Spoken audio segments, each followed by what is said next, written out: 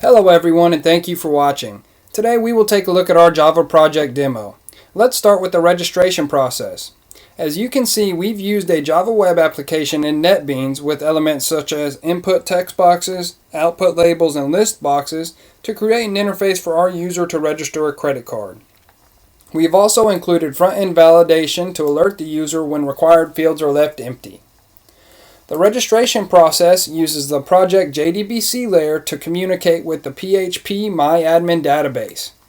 As you can see here, our database is currently empty, so we are going to attempt to populate it with some registration information. Now let's run the registration project. Now we're looking at the registration page. If a user tries to register a credit card without entering any information, they will receive the front-end validation alerts in red. Once all of the required fields are filled out accordingly, the registration button will dismiss the front-end validation alerts and send the data to the database to populate the user and credit card registration tables. Now if we take a look at our PHP MyAdmin database, you can see that the user and credit card registration tables have been populated successfully with the registration information. Now let's take a look at the payment process. As you can see here, we've used another Java web application in NetBeans to create a separate interface for our user to process a credit card payment. We included front-end validation similar to the registration process that will alert the user when the required fields are left blank. The payment process uses the JDBC layer to communicate with the database and verifies that the input data matches the data stored in the database. Back-end validation is in place to alert the user when they have filled out a field incorrectly. Now let's run the payment project.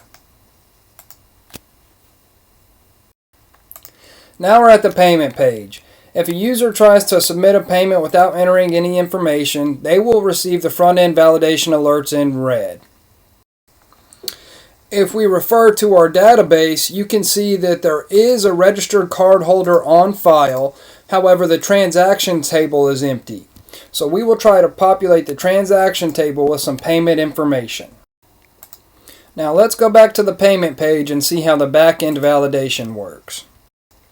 Here we are back at the payment page, but to save us some time, I've already filled out some of the details. Now if a user tries to submit a payment using incorrect information, back-end validation will kick in and they will receive an alert as to what information is correct. If more than one entry is incorrect, the alerts will continue to show, so on and so forth, until all the information matches that which is stored in the database. Once the user enters all the correct information and clicks the Pay button, the system will alert them that their transaction is successful. Now if we go into the database, you can see the transaction has populated in the table and our data has been stored successfully. This does conclude our demo.